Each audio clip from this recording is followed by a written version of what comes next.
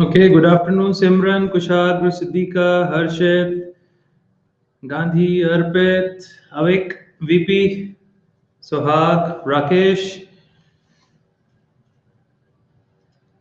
Welcome, everyone. Welcome. I'm good, fantastic. Siddika, how are you? You were there in the first session? Siddika, were you there in the first session? Hi, Rakesh. Hi there. Hi, Sohag, Ishi, Radhika, Manisha, Deeksha, Rishabh. Hi there. Welcome again. Welcome again. Hi, Sant. Good afternoon. Good afternoon. I hope your afternoon is also good. Hi, Karen. Karen Ketan. Acha, this is your first class, Simran. Okay, welcome. Welcome, Simran, for the first class. Recording देखते हैं okay okay notification नहीं मिला अभी notification की जरूरत नहीं है Siddiqa वैसे भी you know almost every Sunday I have what these sessions हालांकि नेक्स्ट संडे को हमारे सेशंस नहीं होंगे अभी तक के हिसाब से I would not be there on the next Sunday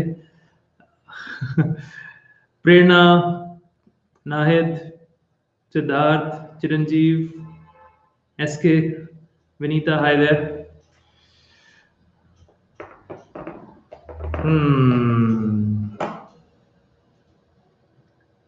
hi Nahid okay Rati hi there Rati Abhishek Manoj Rohan profile को फॉलो करें नोटिफिकेशन हाँ ऑब्वियसली थोड़ा सा प्रोफाइल को भी फॉलो कर सकते हो नोटिफिकेशन आपको मिल जाएगा yes yes thank you Arpit Vanshika Damini Nitin Rohit Aditi welcome है या good afternoon Rohan Rohan good afternoon Arindam good afternoon Jatin कैसे हैं आप शुभेंदु को हाय है Damini hello when will your next class be? Next class would be from 4 to 5. SSC CGL exam about to appear. Okay, okay. अच्छा अभी paper okay, okay, okay. हाँ, I can understand. शायद SSC CGL का exam इन्हीं दिनों है first week of March में है if I'm not wrong, maybe. या अरिंदम हाय रति शुभम प्रभुदेव पूजा ज्योति नेहा सुरेश प्रियांक सबको हेलो है hi there Anwar welcome 2 to 11 अच्छा second from tomorrow that means from 2nd March to 11th of March probably good that's the thing offline अभी हम पढ़ाना बंद कर रहे हैं Kushagra I am like stopping to teach this हम सब सिर्फ ऑनलाइन रहेगा 3rd मार्च से स्टार्ट है okay okay Namini okay okay okay Devashish Smarty Rajesh hi there Harshna चलो चलो चलो पुनुगु को भी हेलो है हाय पुनुगु Hi there, Archana. Hi there. Welcome again. Welcome again.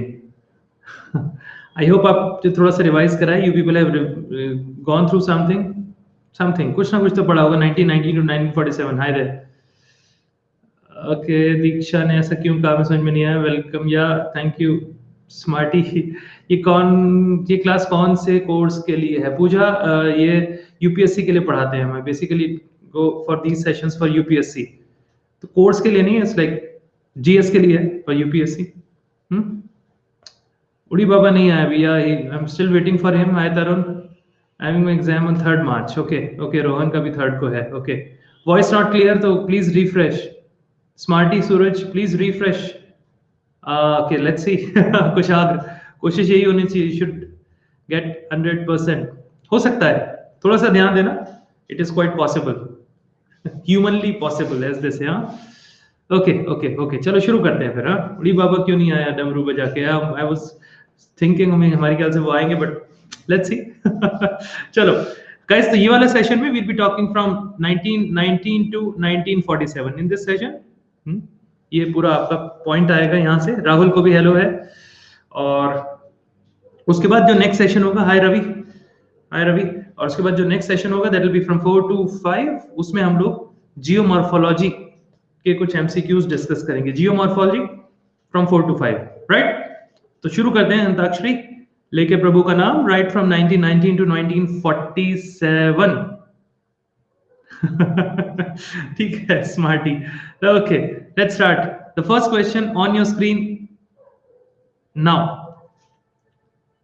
First question on your screen. Tanmay, Neha, John, Arvind, या अर्पण यहाँ पर अनअकैडमी पर, बाकी प्लस पर हम लेते हैं, अनअकैडमी प्लस पर हम सेशंस कंडक्ट करते हैं। एक बार क्वेश्चन को देख लो गाइस, क्योंकि दो लोग लेट से ज्वाइन कर रहे हैं, ठीक है? ऐसा थिंग।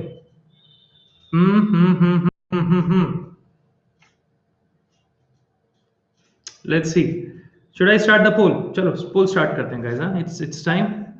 और ये गया पोल, तेरी को, चलो।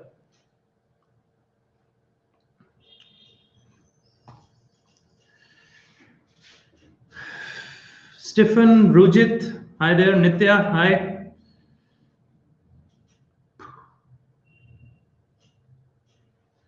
राकेश को भी हेलो है। हाय नित्या। पहला question I will give 15 seconds extra since it is the first question. Hi Mantu, hello there Mantu, how are you?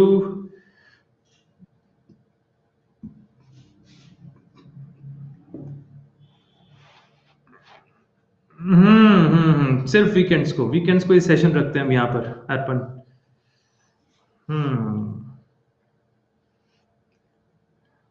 Okay चलो, आदित्य, केशव, हाय, अनूप, विमल, वेलकम। इतनी, लेकिन आपका फर्स्ट क्वेश्चन मिस कर दिया है आप लोगों ने। You people have miss the first question guys who are joining late. Good afternoon Vimal, Rahman, Madan, सबको हाय है। चलो let's see this, which of the following statements are correct? We are looking for correct statements. हाँ, ध्यान से देखिएगा। First statement, doctor Rajendra Prasad persuaded Mahatma Gandhi to Champaran to investigate the problem of peasants. क्या वाकई में डॉक्टर राजेंद्र प्रसाद ने इनवाइट करा था, परसुएड करा था महात्मा गांधी को चंपारण आने के लिए? नहीं गाइस, इट वाज, कौन थे who actually persuaded, who actually invited Gandhi ji? It was Rajkumar Shukla. It was Rajkumar Shukla, absolutely, it was absolutely Rajkumar Shukla. वहां पर चंपारण में उन्हें डेफिनेटली, लेकिन कुछ लोग मिले थे, उन कुछ लोगों में राजेंद्र प्रसाद जी आते हैं। राजेंद्र प्रसाद, अनुग्रह नारायण सिन्हा, जेबी कृपलानी, मजहर उल हक, तो ये नाम आते हैं। यस यस यस, जमींदार साहब थे, एब्सोल्युटली, तो वो लोग आते हैं इसमें, ठीक है? और भी बहुत सारे लोग हैं, तो ये डेफिनेटली नाम आते हैं। लेकिन आप ये कहें कि डॉक्टर राजेंद्र प्रसाद ने परसुएड करा था महात्मा गांधी को, तो वो गलत है। He was actually persuaded by Rajkumar Shukla ji, ठीक है? तो ये सबसे पहले तो ये पॉइंट आपको क्लियर हो जाता है। तो this particular statement, the first statement is wrong and second statement is absolutely right. Acharya J.B. Kripalani was one of the Mahatma Gandhi's colleagues in his Champaran investigation. Champaran में आपने शायद पढ़ा होगा, 3 कठिया सिस्टम था। 3 kathia system was there in Champaran, सुना होगा आप लोगों ने, जिसमें 3/20 उनकी लैंड के ऊपर they had to grow indigo यानी नील उगाना होता था। जबरदस्ती नील उगाने को कहते थे। नील के साथ या इंडिगो के साथ ये प्रॉब्लम थी कि इंडिगो जो है वो सॉइल के न्यूट्रिशन को बहुत खत्म कर देता है, बहुत तेजी से खत्म कर देता है। 3 कटिया जमीन बंदोबस्त, तो वो पर्टिकुलर चीज खत्म कर देता था। Yeah Rishabh, absolutely J B Kripalani was there with him. Yeah it was not profitable for the peasants के लिए प्रॉफिटेबल नहीं था। और तो और, जब यूरोपियन मार्केट में उन्हें जब रेट भी नहीं मिलता था, यूरोपियन प्लांटर्स को जब रेट नहीं मिलता था, तो यहां पर उन्होंने टैक्स और बढ़ा दिया था। इसमें शुरुआत में गांधी जी को गिरफ्तार करा गया था। हम फिर बता रहे हैं अर्पण, ध्यान देना, 3 कठिया 3/20 पार्ट में, 3 कठिया 3/20 पार्ट पर इंडिगो का मतलब होता है नील, ये उगाया जाता था। लेकिन धीरे धीरे सिंथेटिक डाई आने लगी थी। नील का मतलब समझते हैं? नील मतलब इंडिगो, जो भी पहले डाइंग के लिए, ब्लू कलर के लिए पहले उगाया जाता था। इट वाज कल्टीवेटेड, बट धीरे धीरे सिंथेटिक डाइज आने लगी, धीरे करते हुए, तो ऑब्वियसली उन्हें मार्केट से रेट मिलना कम हो गया। तब ऐसे में उन्होंने या व्हाइट सर्फ उजाला, तो इसी तरह से cost production was high, loan available but not sufficient price for farmers. That was the basic problem कि फार्मर्स को प्राइस नहीं मिलता था। कपड़े में यूज करते थे फॉर डाइंग, एब्सोल्युटली डाइंग के लिए यूज करते थे। डाइंग मतलब कपड़ा रंगना ठीक है, कपड़ों में रंगने के लिए यूज करते थे। बाद में ऑब्वियसली यहाँ पर एक्ट बना था, that was called Champaran agrarian act बना था, जिसमें कि पेजेंट्स को थोड़ा सा सपोर्ट करा गया था। तो ये सब चीजें आती हैं। आपने अगर चंपारण सत्याग्रह 1917, चंपारण सत्याग्रह 1917 के बारे में पढ़ा हो, इंडिया में गांधी जी का पहला मूवमेंट था, ये पहला मूवमेंट गांधी जी का in India. The land can not be used for, या बहुत प्रॉब्लम हो जाती थी। Absolutely Akshay, absolutely. Invent of copper sulphate industrial revolution, yes yes, उसी से बेसिकली बाद में डाई बनी थी, सिंथेटिक डाई बनी थी। Absolutely Animesh, absolutely Animesh. ठीक है, let's move on to the next question guys, let's move on to the next question. Good afternoon Jyoti, good afternoon. Hi Karan, hi Amin, good afternoon, good afternoon. चलो एक बार पहले ऑप्शंस को देख लीजिए, एक बार स्टेटमेंट्स को देख लीजिए, उसके बाद I will start the poll guys. हाँ, I will start the poll, बस first go through the statements. Aman Pratap Singh, Abhishek, hello there. Sai, Saurabh, सबको हेलो। हाँ, देयर कम्स उड़ी बाबा, उड़ी बाबा, वेलकम उड़ी बाबा। Okay, I'm starting the poll now. Starting the poll now, guys. ध्यान से देखो. Take your time. Hi Tahir. Good afternoon. Dipanshu, hi. Vikas, Sapurv. You overthinked. Okay. Good afternoon. कैसे हैं आप, उड़ी बाबा? I'll give you 15 seconds extra. या कुशाग्र. Okay. Okay.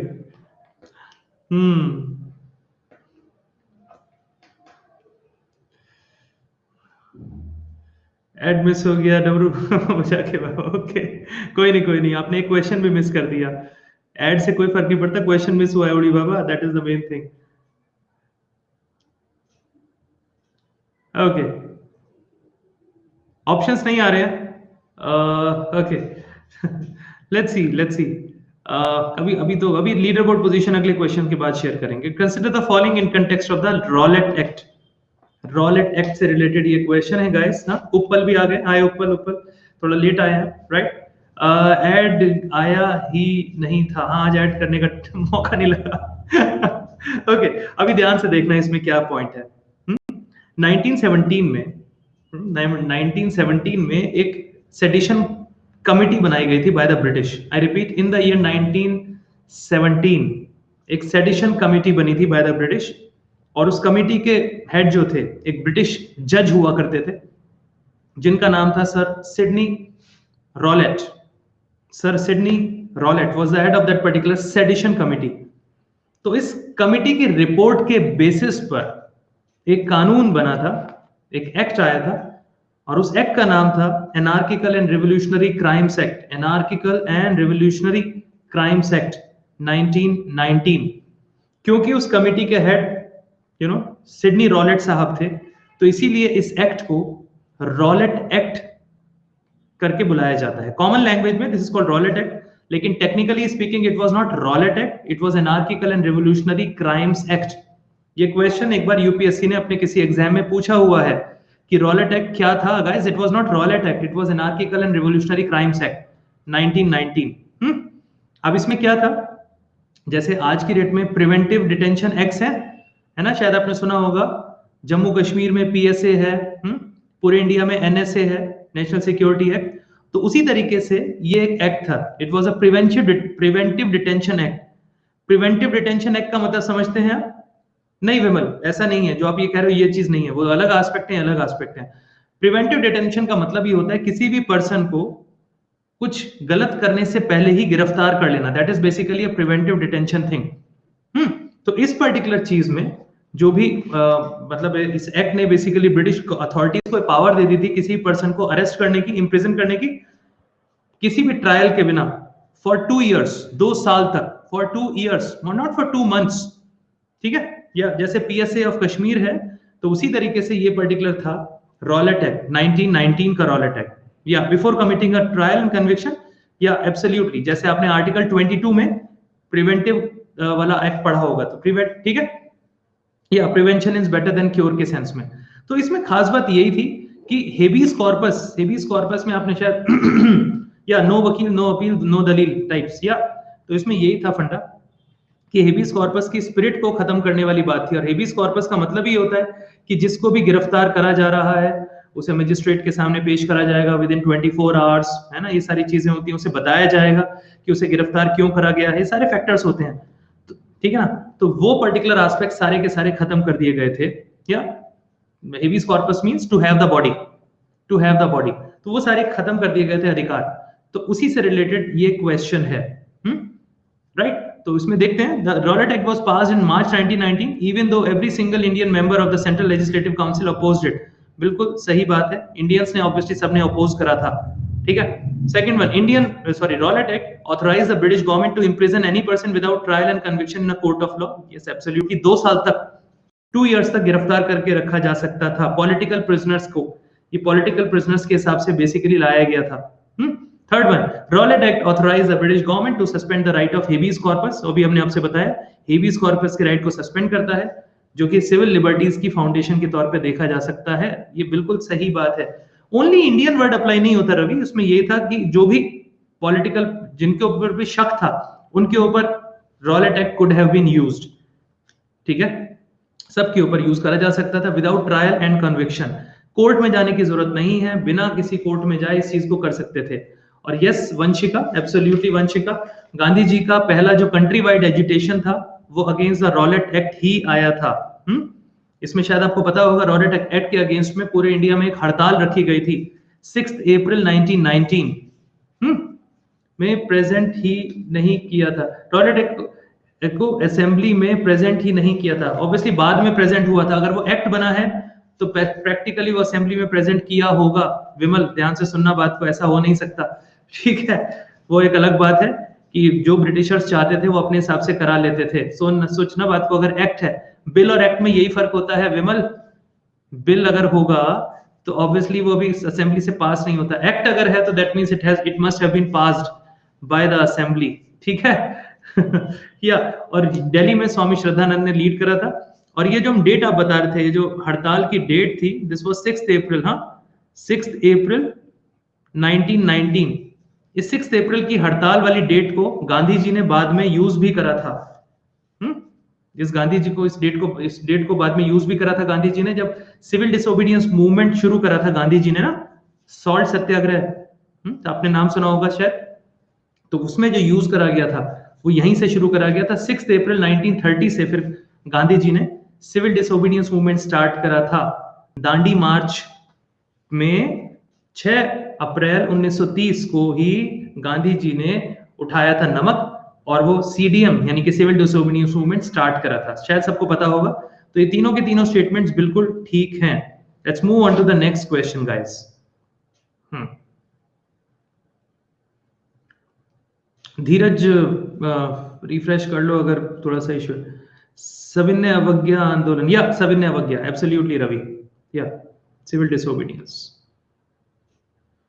6/4/1930। yes Rajneesh, absolutely right buddy, 6 April 1930। Okay, starting the poll guys, ध्यान से देख लेना, देखते हैं कितने लोग इस चीज को कर पाते हैं। इट्स अ गुड क्वेश्चन, पता लगेगा आपने वाकई में डिटेल में पढ़ाई करी है या नहीं करी है।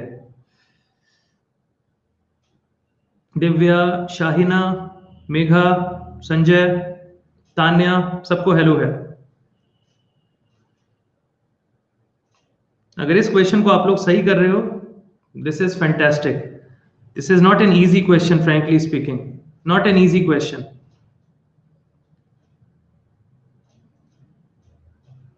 ईशी, क्वेश्चन इज नॉट विजिबल, क्या करें।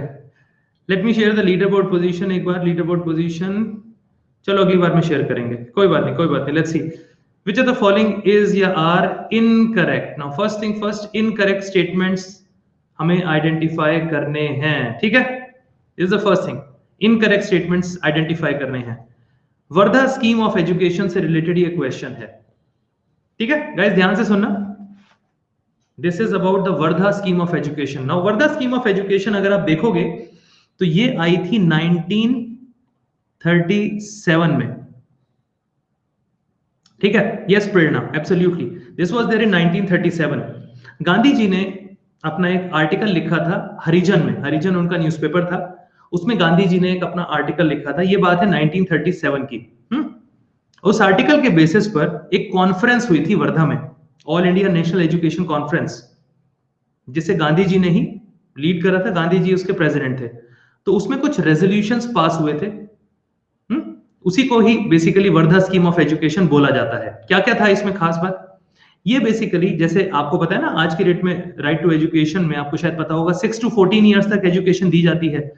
तो सेम उसमें भी इसी तरीके से वर्धा या महाराष्ट्र में, ठीक है, तो सेम उसी तरीके से इसमें भी फ्री एंड कंपलसरी एजुकेशन थी 6 to 14 ईयर्स तक के बच्चों के लिए, फ्री एंड कंपलसरी एजुकेशन। और किस लैंग्वेज में? मदर टंग में, अपनी लैंग्वेज में, मदर टंग में, राइट, एब्सोल्युटली नियर नागपुर। तो मदर टंग में एजुकेशन देने वाली बात थी, ठीक है। और तो और बहुत ही इंपॉर्टेंट पॉइंट गाइस, ध्यान से सुन लेना, इसमें खास बात ये थी कि एजुकेशन के साथ साथ बच्चों को, अभी रुक जा देव, अभी रुक जा, बच्चों को बेसिकली ट्रेनिंग दी जाएगी, कुछ मैनुअल वर्क करने की, कुछ हैंडीक्राफ्ट्स वगैरह सिखाने की कोशिश थी, ताकि वो सिर्फ पढ़ाई ना करें, साथ में कुछ स्किल भी डेवलप कर सकें। Yes absolutely Pooja, so that they can develop some skill set also. तो इसका ऑब्जेक्टिव ये था कि पढ़ाई भी करें और साथ में कुछ हाथ का काम भी सीख लें, ठीक है। तो ये पर्टिकुलर चीज डिसाइड हुई थी, ठीक है। वर्धा कॉन्फ्रेंस के बाद एक कमेटी बनाई गई डॉक्टर जाकिर हुसैन के अंडर में। उसने अपने हिसाब से बात बताने की कोशिश करी, और उस कमेटी ने यही बताया कि इसमें ना तो इंग्लिश होगी और ना ही रिलीजियस एजुकेशन होगी। आई रिपीट, ना इंग्लिश होगी ना रिलीजियस एजुकेशन होगी, no place for English and religious education, ठीक है। तो ये पर्टिकुलर पॉइंट था डॉक्टर जाकिर हुसैन के अंडर में, इस कमेटी ने अपनी तरफ से रिकमेंडेशन दी थी। तो अब हम ये देखते हैं, which of the following statements are incorrect. हम लोग इनकरेक्ट स्टेटमेंट देख रहे हैं। इनकरेक्ट स्टेटमेंट, पहला कह रहा है Wardha scheme was a scheme of higher education. Guys, ये हायर एजुकेशन की स्कीम नहीं थी, तो ऑब्वियसली क्योंकि हम लोग इनकरेक्ट स्टेटमेंट देख रहे हैं, तो ये स्टेटमेंट इनकरेक्ट है। या Muslim League didn't accept it due to religious education. Yes, Dev. Yeah, it was for basic education. Second one, it was published in a series of articles in Indian Opinion. नहीं guys, Indian Opinion में नहीं हुआ था। Indian Opinion तो गांधी जी ने 1903 में south Africa में करा था, इंडिया में नहीं था। तो ये भी खुद में इनकरेक्ट है। We are looking for incorrect statements. ये दोनों इनकरेक्ट हो गए। तीसरा, it was a scheme of learning by doing. ये बिल्कुल सही स्टेटमेंट है। This is a right statement, क्योंकि साथ में ट्रेनिंग भी देनी थी, है ना, बच्चों को सिखाना भी था, मैनुअल वर्क, प्रोडक्टिव वर्क, कुछ हैंडीक्राफ्ट्स वगैरह में। तो ये तो सही स्टेटमेंट है। और दूसरा, final details worked out by Zakir Hussain committee, ये दोनों बिल्कुल ठीक है। बट क्योंकि हम लोग इनकरेक्ट स्टेटमेंट को सर्च कर रहे हैं, दैट इज व्हाई 1 and 2 ये इनकरेक्ट स्टेटमेंट्स हैं। These are the incorrect statements, ठीक है। I hope this thing is getting clear. 1937 का वर्धा स्कीम ऑफ एजुकेशन, जिसे इनिशिएट करा था गांधी जी ने, और डॉक्टर जाकिर हुसैन के अंडर में इस कमेटी ने इसे फाइनल करा था।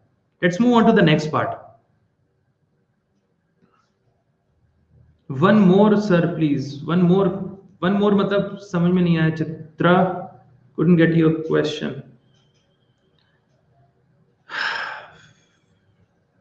मतलब अभी अमीन क्या पूछ रहे हो? I am starting the poll guys, starting the poll.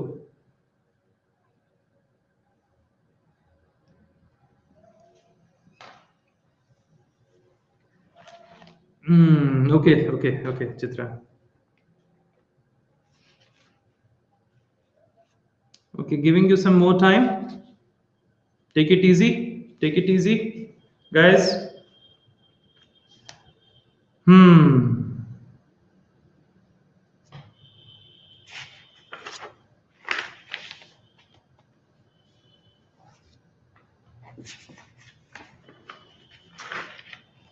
Okay. Hello Madhu, hello there.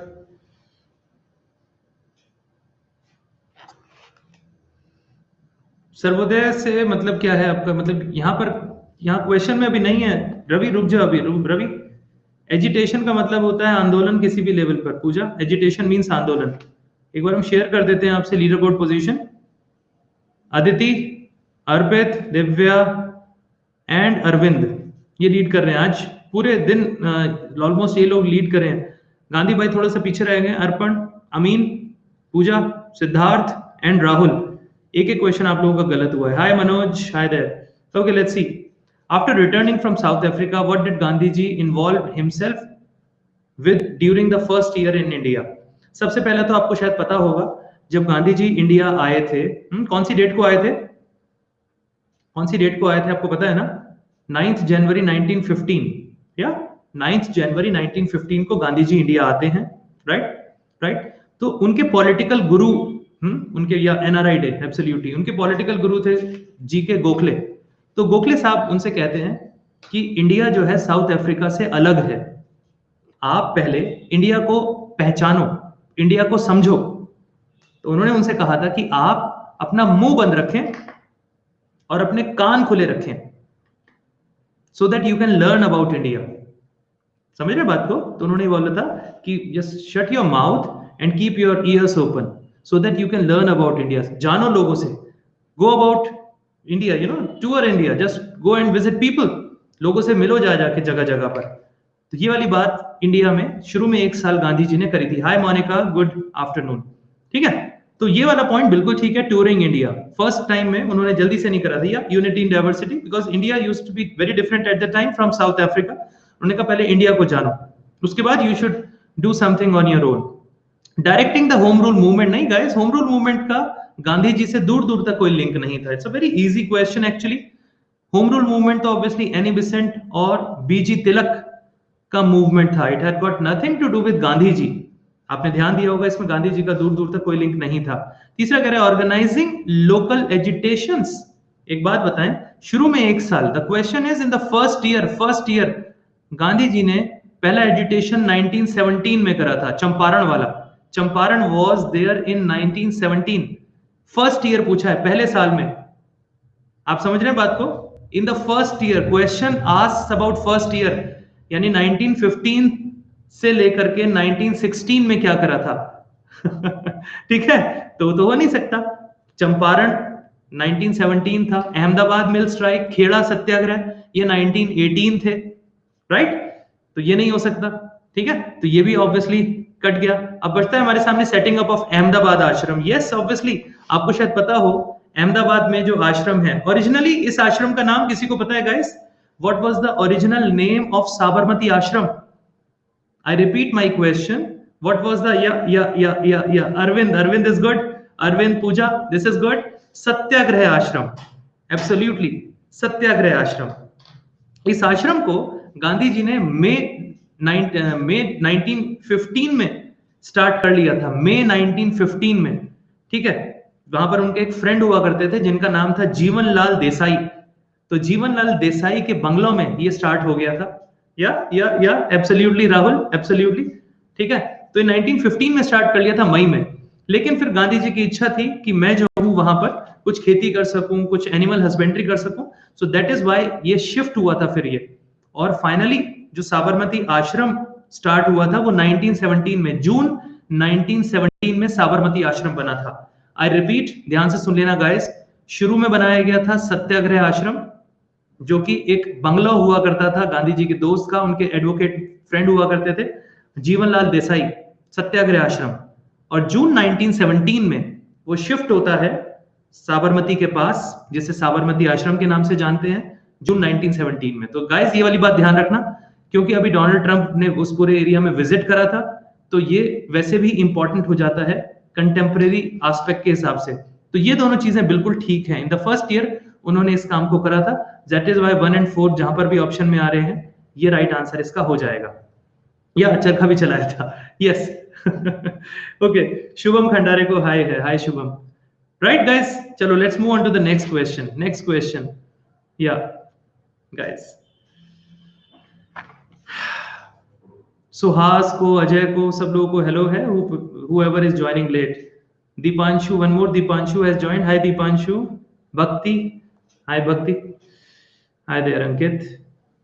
Okay guys, I'm starting the poll. I'm starting the poll. पौधा भी लगाया था, yeah absolutely Neha. Hi Suhas, hi Monalisa, hi Bhakti, hello there, hello there, hello there.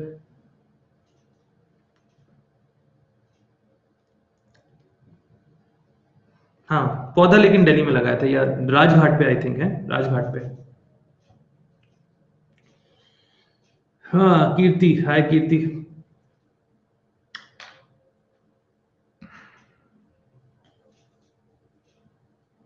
अंकित उसमें कोशिश करो। हाँ Ankit, try an answer in poll. Kamini, अंकित।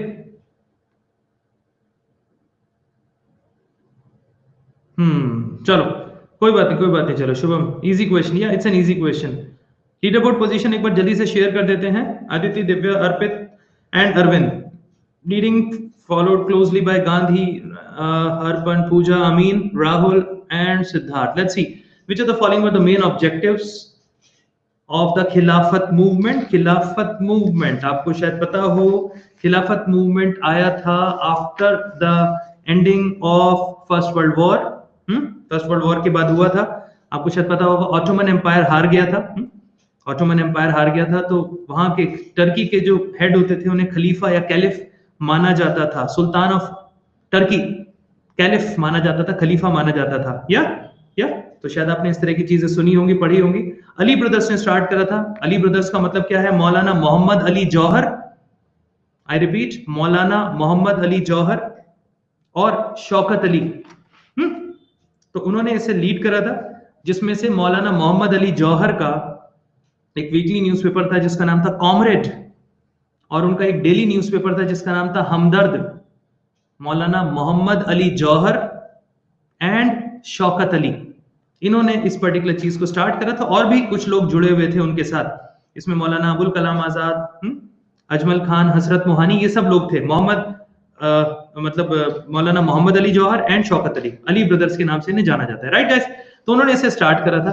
अब इसमें या गांधी जी ने सपोर्ट करा था, यस राइट। और खिलाफत मूवमेंट के लिए एक बड़ा इंटरेस्टिंग सा पॉइंट है, आपने शायद सुना होगा, पढ़ा होगा, कि गांधी जी ने जब इस मूवमेंट को सपोर्ट करा था तो मोहम्मद अली जिन्ना ने गांधी जी से कहा था कि आप पॉलिटिक्स को और रिलीजन को अलग अलग रखो।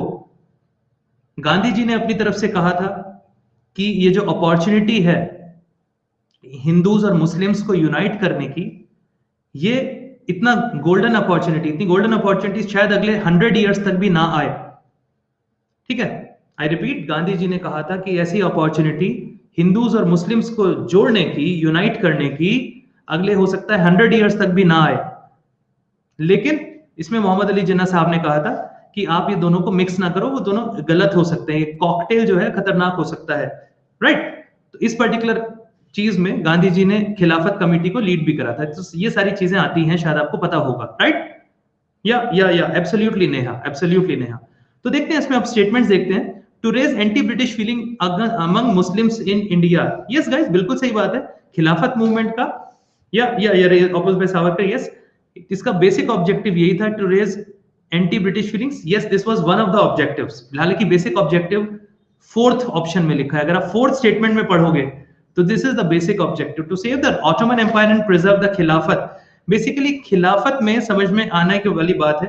अगर आपने एनसीईआरटी पढ़ी होगी तो एनसीईआरटी एक बात कहती है कि खलीफा की टेम्पोरल पावर्स को सेव करने के लिए, देख लेना क्या कह रही है, खलीफा की टेम्पोरल पावर्स को सेव करने के लिए ये चीज शुरू करी गई थी। अब आपके मन में आ रहा होगा, what are temporal powers? Temporal powers का मतलब होता है गाइस कि जो भी रिलीजन से रिलेटेड लोग होते हैं, clergy, I hope you understand the meaning of the term clergy. जो भी धार्मिक लोग होते हैं, उनकी सेक्युलर मैटर्स में जो एक अपनी पकड़ होती है, जो अंडरस्टैंडिंग होती है, जो उनकी ग्रिप होती है, उसे उनके पास से ना जाने देना। तो ये एक इंपॉर्टेंट एस्पेक्ट था। उन दिनों ऐसी अफवाह उड़ी थी, देयर वाज दिस पर्टिकुलर अफवाह कि बेसिकली उनसे उनकी टेम्पोरल पावर्स छीनी जा रही हैं।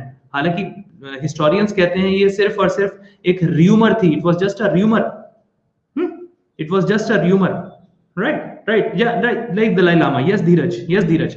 तो इस तरह की चीजों को था, इसीलिए 1 और 4 इसमें राइट आंसर है। अब इसमें एक और चीज ध्यान से देखना, इस क्वेश्चन को दूसरे तरीके से भी कर सकते थे।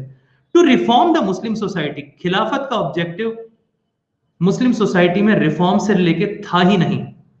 रिफॉर्म के लिए जब भी आप बात करोगे तो आपका नाम, आपके सामने नाम आना चाहिए सर सैयद अहमद खान साहब का, सर सैयद अहमद खान, वो नाम आना चाहिए रिफॉर्म के लिए तो। या फिर आप अनडाउटेडली दारुल उलूम की बात कर सकते हैं, दारुल उलूम देवबंद वाला पॉइंट, इस तरह की चीजों का आप जिक्र करेंगे। अलीगढ़ मुस्लिम यूनिवर्सिटी 1920 शायद आपने पढ़ा होगा, अलीगढ़ मुस्लिम यूनिवर्सिटी, उनसे पहले स्कूल हुआ करता था अलीगढ़ स्कूल 1885 वाला, शायद आप लोगों ने पढ़ा हो सारा। वहाबी मूवमेंट आप कह सकते हैं, यस वहाबीज, ये सारी चीजें।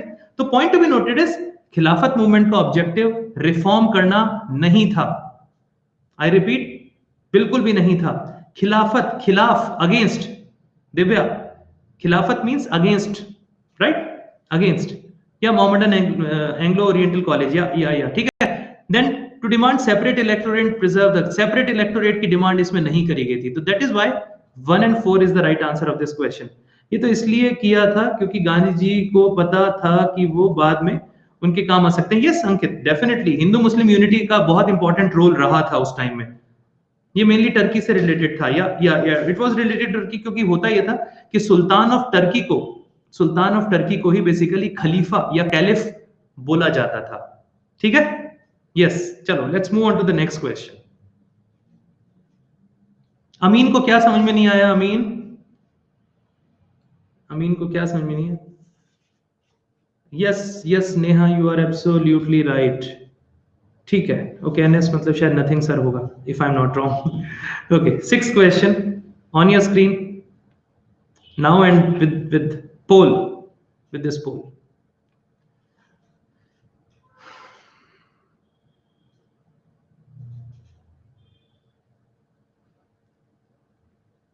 इंद्र को हेलो है, कमील को भी हेलो है,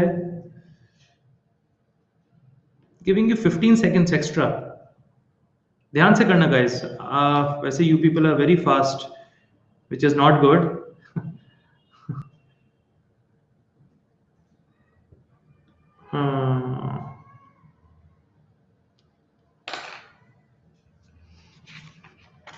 गीतांजलि को भी हाय है, एफ जी हाय, हाय विजय, रॉन्ग हो गया। पूजा थोड़ा ध्यान से करें, पूजा।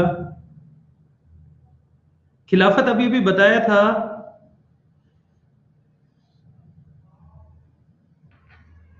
या रवि बीच में है, यस यस यस, कुछ पार्ट एशिया में, कुछ पार्ट यूरोप में, yes. Hi Souvik, okay. Leader board position almost unchanged चल रही है, almost unchanged leader board position is there. Aditi, Divya, Arvind and Arpit, they are leading, और उनके पीछे हैं Gandhi, then Arpan, Amin and Siddharth. Right, let's see. हाँ, कंसिडर द फॉलोइंग स्टेटमेंट्स, और हम लोगों को करेक्ट स्टेटमेंट की तलाश है। We are looking for correct statements, right?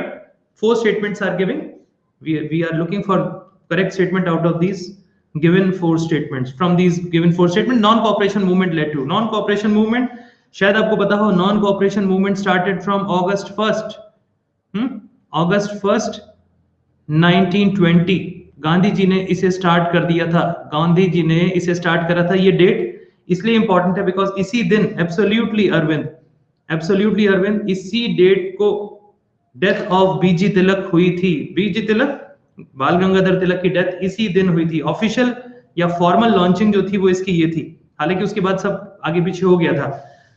जब आप नॉन कोऑपरेशन मूवमेंट पढ़ते हो तो एक पॉइंट और आपको पता होना चाहिए कि 1920 में कांग्रेस के 2 सेशन हुए थे। आई रिपीट, 1920 में कांग्रेस के 2 सेशन हुए थे। एक कलकत्ता सेशन हुआ था सितंबर में, और दिसंबर में हुआ था Nagpur session. Calcutta session and Nagpur session. Calcutta session में गांधी जी ने प्रपोज करा था इस नॉन कोऑपरेशन मूवमेंट को, लेकिन मना कर दिया गया था कांग्रेस के द्वारा कि हम नहीं मानते। इनफैक्ट गांधी जी ने उस टाइम में बहुत बड़ा स्टेटमेंट दिया था कि अगर ये मूवमेंट सक्सेसफुल हो जाती है तो स्वराज 1 साल में पाया जा सकता है। We can attain Swaraj in 1 year. ध्यान से सुन लेना, ठीक है, ये बड़ा इंपॉर्टेंट पॉइंट है। तो CR दास, चितरंजन दास साहब ने कहा कि ऐसा पॉसिबल नहीं है, नहीं हो सकता, लेकिन गांधी जी ने अपनी तरफ से एफर्ट पुट इन करे और दिसंबर 1920 में जो नागपुर सेशन हुआ उसमें उन्होंने जो भी सी आर दास के जो भी एप्रीहेंशन थे उन सबको रिमूव कर दिया और इनफैक्ट चित्तरंजन दास साहब ने उस प्रपोजल को खुद प्रेजेंट करा था नॉन कोऑपरेशन मूवमेंट को। तो इसलिए प्रैक्टिकली दिसंबर में ये प्रपोजल पास होता है कांग्रेस के मंच से, from the platform of the Congress, और इसीलिए इसकी शुरुआत टेक्निकली इसकी शुरुआत जो होती है वो जनवरी 1921 से होती है। आई रिपीट, फॉर्मल डेट थी 1 अगस्त 1920, लेकिन सही मायने में ये जो नॉन कोऑपरेशन मूवमेंट असहयोग आंदोलन शुरू हुआ था वो शुरू हुआ था जनवरी 1921 में, ठीक है। और ऑब्वियसली खत्म जो हो गया था आपको पता ही है। नहीं पूजा, वो क्विट इंडिया मूवमेंट है मैडम, पूजा मैडम वो क्विट इंडिया मूवमेंट है, प्लीज डोंट गेट कंफ्यूज्ड। ठीक है, yeah but very sad failure, YSC वोस and youth in Congress got demoralised. Yes Chiranjeev, yeah अब इसे देखना शुरू करते हैं। Congress becoming a mass movement for the first time. Yes guys, बहुत जबरदस्त मूवमेंट था, बहुत कामयाब मूवमेंट था ये, और इस मूवमेंट ने, इस आंदोलन ने कांग्रेस को एक बहुत बड़ा ऑर्गेनाइजेशन के तौर पे प्रेजेंट कर दिया था। This thing is absolutely right.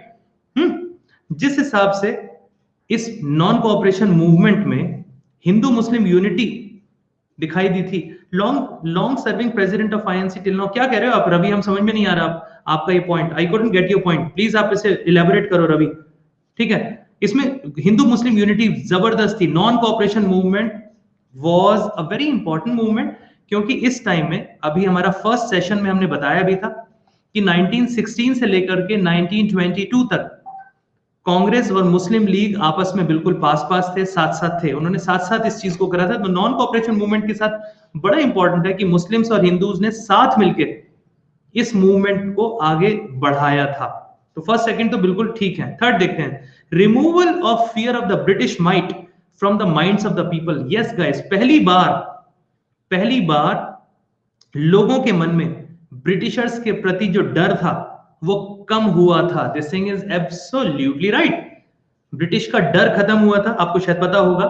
इसमें सरेंडर करा गया था टाइटल्स को, लोगों ने रेजिग्नेशन दे दिया था, है ना, गवर्नमेंट दरबार वगैरह अटेंड करने से मना कर दिया था, और तो और लोगों ने कहा था कि हम नौकरी नहीं करेंगे ब्रिटिशर्स की। हाँ, आपको शायद पता होगा, बहुत सारे वकीलों ने भी अपने अपने सरकारी नौकरी का पद छोड़ा था। सुभाष चंद्र बोस ने रेजिग्नेशन दे दिया था सिविल सर्विसेज से, या आपने शायद सुना होगा, पढ़ा होगा। स्टूडेंट्स ने इसमें बहुत इंपॉर्टेंट रोल प्ले करा था। ये सब चीजें आपने शायद सुना होगा, हाँ, if you have heard this thing. तो first three statements are absolutely. अभी अब आप एक बात बता रवि, फ्रेंकली स्पीकिंग यहाँ पर क्यों पूछ रहे हो? वैसे आंसर इसका सोनिया गांधी है, जहां तक हमें पता है, longest serving president of INC till now. एक बार चेक कर लेना, सोनिया गांधी तो नहीं है, चेक कर लेना रवि, ठीक है। British government willingness to grant political concessions to Indians. No, this was not there. This was not there.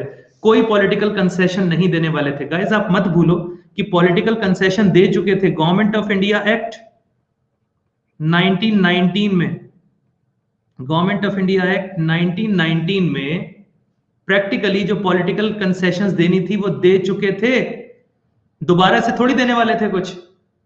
तो this thing is wrong. This statement is wrong. That is why B is the right answer of this particular question. आप समझ रहे हैं बात को, क्या कह रहे हैं?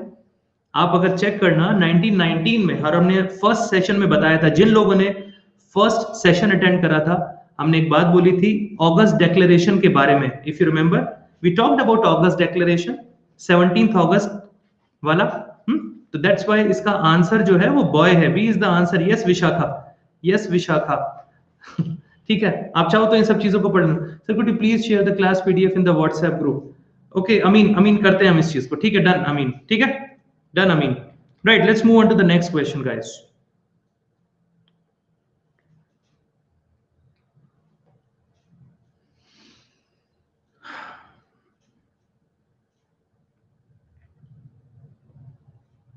I'm starting the poll. Shubhi या बाकी लोग कोई हमारा नंबर शेयर कर देना, है ना। अगर आप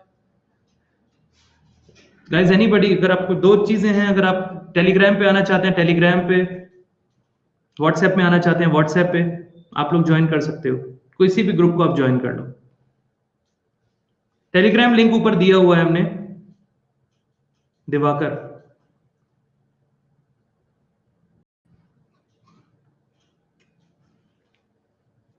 हम फिर बता रहे हैं, यू पीपल नीड टू, हम अभी शेयर कर देंगे।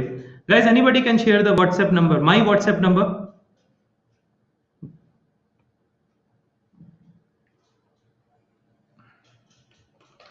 I think this is the number ना, या 999 वाला है नंबर, 999 वाला अर्पित ने जो शेयर करा है, अर्पित का नंबर, अर्पित ने नंबर शेयर करा है। If you want to be there, उसमें आप ज्वाइन कर सकते हैं। The number which has been shared by अर्पित।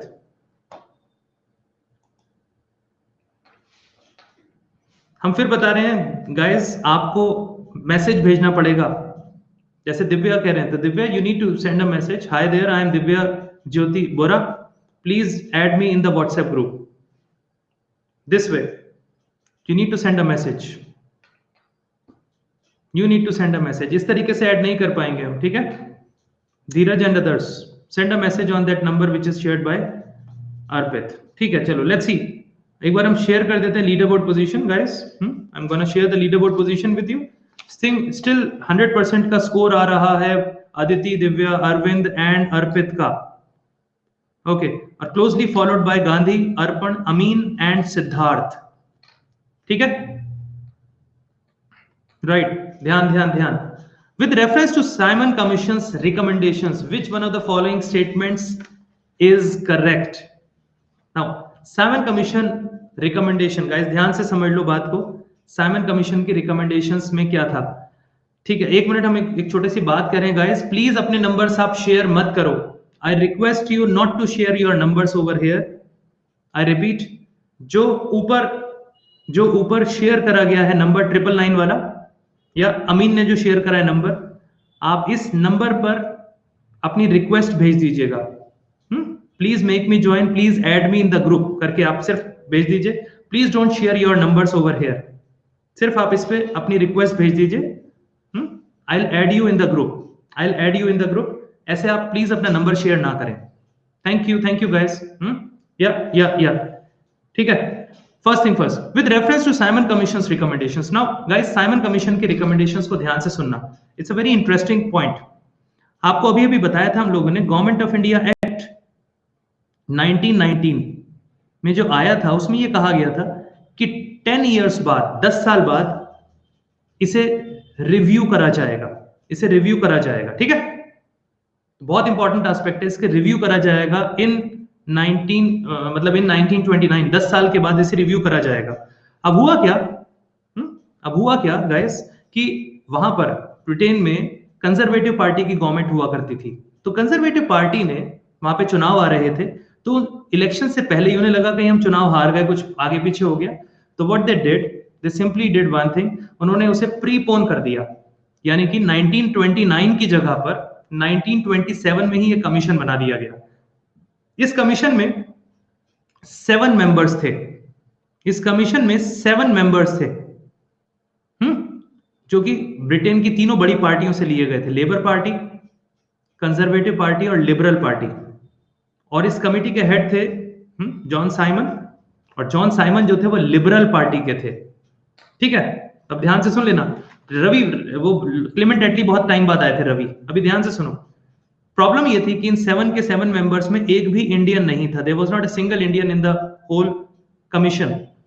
इस चीज का जब इंडियंस ने विरोध करा, तो उन्हें बताया गया कि लॉर्ड इरविन, जो उस टाइम में इंडिया के गवर्नर जनरल वाइसरॉय हुआ करते थे, उन्होंने कहा था कि कोई भी इंडियन रखने की जरूरत नहीं है। लॉर्ड, उस टाइम में बेसिकली जो सेक्रेटरी ऑफ स्टेट थे, उनका नाम था बर्कन हेड। तो बर्कन हेड ने ये वाली बात भी बोली थी, लॉर्ड बर्कन हेड ने ये वाली बात भी बोली थी कि इंडियंस इस लेवल के हैं ही नहीं कि अभी इसमें बैठ सकें, आप अभी इस लेवल के नहीं हुए हो कि हमारे साथ बैठ सको। इस तरह का स्टेटमेंट भी आया था, बहुत ही क्या कह सकते हो, बुरा लगने वाला स्टेटमेंट कह सकते हो आप इसे। ठीक है, और चैलेंज भी करा था। इसी के बाद अभी हम लोग पढ़ेंगे, नेहरू रिपोर्ट भी पढ़ेंगे, शायद आपने पढ़ा होगा इसी से रिलेटेड एस्पेक्ट्स को। अब हुआ क्या था इस साइमन कमीशन का, बहुत ध्यान से सुन लेना, it's a very interesting thing. Simon Commission की रिकमेंडेशंस आ गई थी May 27, 1930 को। गाइस ध्यान से सुनना, please pay attention, please pay attention. 1930 में साइमन कमीशन की रिकमेंडेशंस आ गई थी। तो हुआ ये था कि उससे पहले ही ये माहौल बन रहा था, क्योंकि दिख रहा था इंडियन साथ नहीं है, तो ये हो रहा था कि एक काम करते हैं, इन रिकमेंडेशंस को डिस्कस करने के लिए राउंड टेबल कॉन्फ्रेंस बुला लेते हैं। लंदन में राउंड टेबल कॉन्फ्रेंस बुला लेते हैं, ये वाली बात चल रही थी। तो ये हुआ कि चलो लंदन में राउंड टेबल कॉन्फ्रेंस बुला लेते हैं, बहुत अच्छा रहेगा, आपस में डिस्कशन हो जाएगा। तो इसीलिए 3 राउंड टेबल कॉन्फ्रेंसेस हुई थी। There were 3 round table conferences, 1930-31, 1931 और 1932। 30, 31, 32 ब्रॉडली स्पीकिंग। गोलमेज सम्मेलन, yes Shubhi. 3 round table conference. इसमें ये नहीं है कि टेबल गोल होती है, राउंड टेबल कॉन्फ्रेंस का मतलब होता है सब लोग आपस में बात करेंगे, डिस्कस करेंगे। जिस टाइम में पहली राउंड टेबल कॉन्फ्रेंस हुई थी, उस टाइम में इंडिया में चल रहा था सिविल डिसोबीडियंस मूवमेंट, तो पहली में ज्वाइन नहीं करा था। दूसरी राउंड टेबल कॉन्फ्रेंस में कांग्रेस ने पार्टिसिपेट करा था, शायद सब लोगों को पता होगा, ठीक है। अब हुआ क्या था, ये जो रिकमेंडेशंस आई थी, उसके बाद, अब बहुत इंटरेस्टिंग बात है, ध्यान से सुन लेना। इसके बाद गवर्नमेंट ने, ब्रिटिश गवर्नमेंट ने अपनी तरफ से एक व्हाइट पेपर निकाला था, व्हाइट पेपर, श्वेत पत्र। जिस श्वेत पत्र में ब्रिटिशर्स ने अपनी तरफ से बताया था कि क्या क्या है। मार्च 1933 में ये श्वेत पत्र निकाला गया था। उसके बाद उस व्हाइट पेपर को एनालाइज करने के लिए, या official document, official letter, Shubham, उसे डिस्कस करने के लिए जॉइंट सेलेक्ट कमेटी बनाई गई थी। जॉइंट सेलेक्ट कमेटी बनाई गई थी। गाइस आप ध्यान से सुन नहीं रहे हो हमारे ख्याल से, you people are not paying attention, ध्यान से सुन लो। तीन चीजें थी। सबसे पहला साइमन कमीशन की रिकमेंडेशन 1930, 3 राउंड टेबल कॉन्फ्रेंस 1930, 1931, 1932, फिर व्हाइट पेपर इन मार्च 1933, और फिर जॉइंट सेलेक्ट कमेटी, उसकी रिकमेंडेशंस। इन सब के बेसिस पर government of India act 1935 prepare हुआ था। आई रिपीट, इन सब की रिकमेंडेशंस पर, इन सब को डिस्कस करने के बाद government of India act 1935 ready हुआ था। और आपको शायद पता होगा, आज की डेट का जो इंडिया का कॉन्स्टिट्यूशन है, उसका लगभग 75% part government of India act 1935 से बोरो करा गया है, ठीक है, लगभग 75% part. This is the first thing which you should know. तो बेसिकली जिस साइमन कमीशन का इंडियंस ने विरोध करा था, आई रिपीट, जिस साइमन कमीशन का इंडियंस ने विरोध करा था, वो बेसिकली साइमन कमीशन की रिकमेंडेशंस आज हमारे कॉन्स्टिट्यूशन का 75% पार्ट कॉन्स्टिट्यूट करता है। I hope you people getting this thing, ठीक है, ठीक है। व्हाइट पेपर का एक बार फिर से, बंटी ध्यान से सुनो बंटी, व्हाइट पेपर का मतलब होता है official document by the government. India में भी जब भारत सरकार को किसी चीज के ऊपर एक्सप्लेनेशन देना पड़ता है, तो उस चीज को कहते हैं व्हाइट पेपर। व्हाइट पेपर, जैसे ये टेक्निकल ये टर्म है, this is an official term, white paper. तो ब्रिटिश गवर्नमेंट में भी व्हाइट पेपर इसी तरह से निकाला जाता है। और जहां तक आप लोग बोल रहे हो कि किसने तीनों राउंड टेबल कॉन्फ्रेंस पार्टिसिपेट करी थी, ये डॉक्टर B.R. अम्बेडकर और तेज बहादुर सप्रू, 2 लोगों का नाम आता है जिन्होंने तीनों राउंड टेबल कॉन्फ्रेंसेस में अपनी पार्टिसिपेशन दिया था, अटेंड करी थी। Doctor B.R. अम्बेडकर और Tej Bahadur Sapru, these were the 2 persons जिन्होंने तीनों की तीनों राउंड टेबल कॉन्फ्रेंसेस में पार्टिसिपेट करा था, ठीक है गाइस, ध्यान से सुन लेना, ठीक है। तो ये पर्टिकुलर चीज है, ऑफिशियल नोटिफिकेशन होता है, या बेसिकली गैजेट नोटिफिकेशन अलग चीज होती है, व्हाइट पेपर अलग चीज होती है, राइट गाइस, ठीक है। Is there any other colour paper for declaration? Yes VP, अलग अलग कंट्रीज के लिए अलग अलग पेपर्स होते हैं, यस वीपी, ठीक है, राइट राइट राइट, ठीक है। तो गाइस अब हम लोग इस बात को देखने की कोशिश करें कि ये है क्या, with reference to Simon Commissions recommendations. तो गाइस आपको शायद पता होगा, गवर्नमेंट ऑफ इंडिया एक्ट 1935 में, गवर्नमेंट ऑफ इंडिया एक्ट 1935 में क्या खास बात थी, उसमें डायरकी इंट्रोड्यूस करी गई थी, मतलब डायरकी की जगह पर प्रोविंस लेवल पर ऑटोनॉमी दी गई थी। सुना है आपने? मोस्ट इंपॉर्टेंट एस्पेक्ट, जब हम गवर्नमेंट ऑफ इंडिया एक्ट 1935 के अगर हम लोग टॉप 3 एस्पेक्ट्स को निकालें, तो शायद आपको पता होगा 3 चीजें कौन कौन सी थी। सबसे पहले, dyarchy introduced it at central level, point number 1। Point number 2, dyarchy की जगह पर, dyarchy was replaced by provincial autonomy, provinces में बेसिकली ऑटोनॉमी आ गई थी, दिस इज पॉइंट नंबर 2। और तीसरा most important point, all India federation की बात करी गई थी, ऑल इंडिया फेडरेशन। ये 3 पॉइंट्स हद दर्जे के इंपॉर्टेंट हैं गवर्नमेंट ऑफ इंडिया एक्ट 1935 के। आई होप आप ध्यान से सुन रहे हो। These are the 3 most important points about Government of India Act, या संघवाद वगैरह से रिलेटेड, या तो ये 3 चीजें, all India federation, dyarchy at the central level और प्रोविंशियल ऑटोनॉमी, ये 3 चीजें थी। ठीक है गाइस, तो अब देख लेते हैं इसके रिलेटेड है कि साइमन कमीशन की रिकमेंडेशन से रिलेटेड क्या चीज है। It recommended the replacement of dyarchy with responsible government at the provinces. Yes yes yes, ठीक है, तो ये पर्टिकुलर चीज है, डायरकी की जगह पर प्रोविंसेस में ऑटोनॉमी आ गई थी। बंटी, और अब आपके मन में आ रहा होगा व्हाट इज डायरकी, है ना, आपके मन में आ रहा होगा व्हाट इज डायरकी। सुनो गाइस, ध्यान से सुनना, डायरकी का मीनिंग क्या था, in case you people don't know. सुनो, डायरकी का मीनिंग होता था कि जो पावर्स होती थी उन्हें 2 पार्ट्स में डिवाइड कर दिया जाता था। एक ऐसी पावर्स जिन्हें बोलते थे ट्रांसफर्ड पावर्स, और दूसरी पावर जिन्हें बोलते थे reserved powers, reserve list, transferred list. सुनो गाइस, ध्यान से सुनो, रिजर्व लिस्ट और ट्रांसफर्ड लिस्ट। जो रिजर्व लिस्ट होती थी उसे गवर्नर काउंसलर्स की मदद से उसके सब्जेक्ट्स के ऊपर, उनके विषयों के ऊपर रूल करा करते थे, और जो ट्रांसफर्ड में थी वो इंडियन मिनिस्टर्स को, इंडियन मेंबर्स को दे दी गई थी कि आप उन्हें अपने हिसाब से उसके ऊपर कानून बना सकते हो।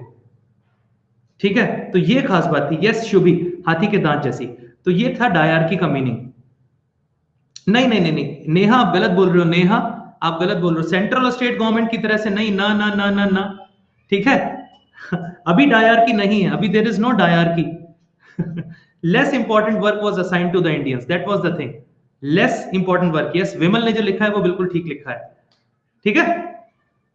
जम्मू, जैसे पहले जम्मू कश्मीर, नहीं, पहले जम्मू कश्मीर भी गलत है ना, वो वाला एग्जाम्पल भी नहीं ले सकते ना, इंडियन प्रोविंसेस ब्रिटिश में हुआ करता था, या ठीक है, या तो रिजर्व लिस्ट में बड़ी पावर सारी की सारी उसमें थी। Does government has overruling powers in reserve subjects of और entire, yes, basically overruling power transferred subjects में भी थी। ठीक है, बाकी कभी पढ़ना डिटेल में, हमारा पूरा लेक्चर पड़ा हुआ है अनअकैडमी प्लस पर, इन सब चीजों का, कॉन्स्टिट्यूशनल डेवलपमेंट का पूरा लेक्चर मिलेगा आपको हमारा प्लस पर, हमारे वीडियोस पड़े हुए हैं, आप चाहो तो चेक कर लेना गाइस, आपको चेक करना पड़ेगा बिकॉज बहुत डिटेल में हमने एक एक चीज को एक्सप्लेन कर रखा है उसमें। प्लस पर है हमारे बहुत सारे लेक्चर्स, बाकी आप हमारे प्रोफाइल को फॉलो कर लोगे तो बहुत सारे और भी लेक्चर आप लोगों को मिल जाएंगे गाइस, बट आपको ढूंढना पड़ेगा अपने आप से अनअकैडमी पर। नहीं, I am perfectly okay Vishakha, perfectly fine.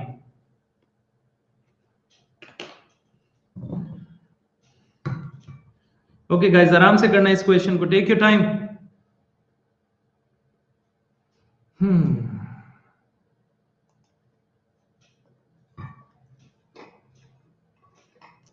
Bunty, हम कुछ कुछ कोशिशें कर लेते हैं। फिलहाल हम अनअकैडमी प्लस पर इस महीने ज्योग्राफी और करंट अफेयर्स ले रहे हैं।